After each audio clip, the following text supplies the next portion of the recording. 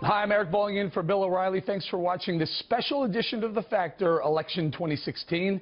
Let's get straight to our top story. The political fallout now that Donald Trump's campaign manager has been charged with battery. Florida police charged Corey Lewandowski yesterday after former Breitbart reporter Michelle Fields claimed he roughed her up. Trump's opponents are firing everything they've got at Trump and Lewandowski. Take a listen to Ben Shapiro, who was Fields' former boss at Breitbart, who resigned in protest over the website's handling of the incident.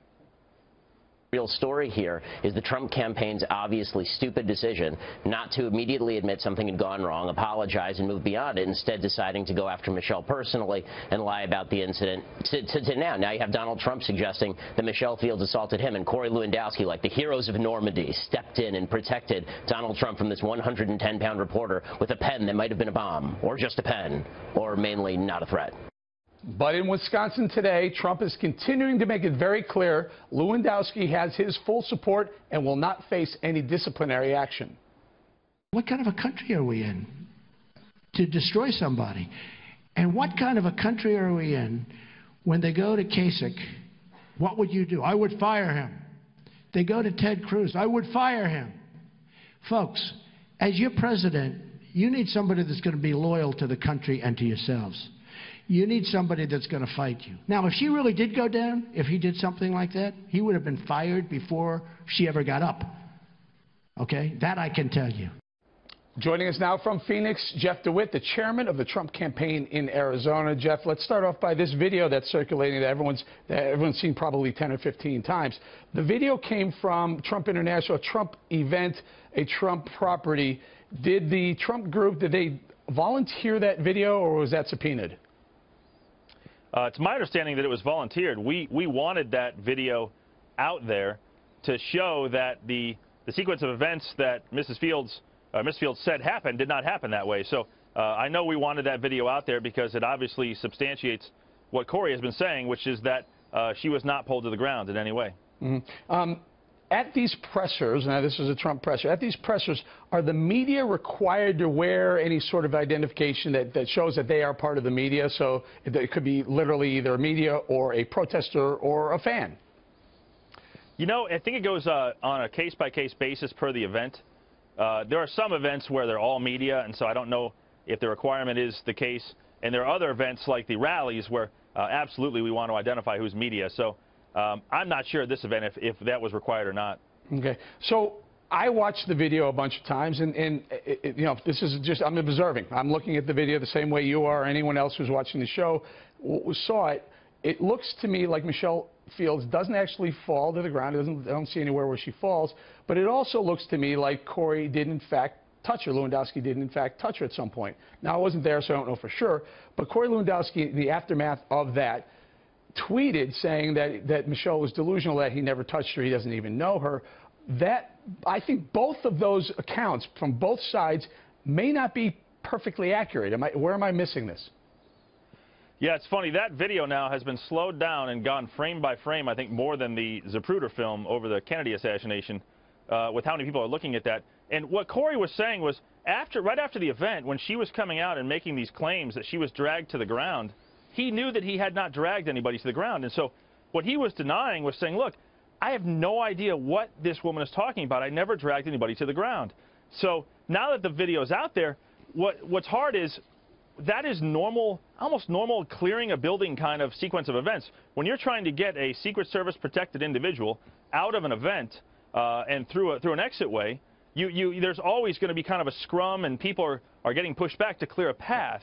Yeah, and so that's just kind of the normal standard Jeff, for standing around one of those areas. And I get all that, and I understand that, but that tweet does say, I did not touch her. Now, he may not, did he not remember he touched her? Is that possible?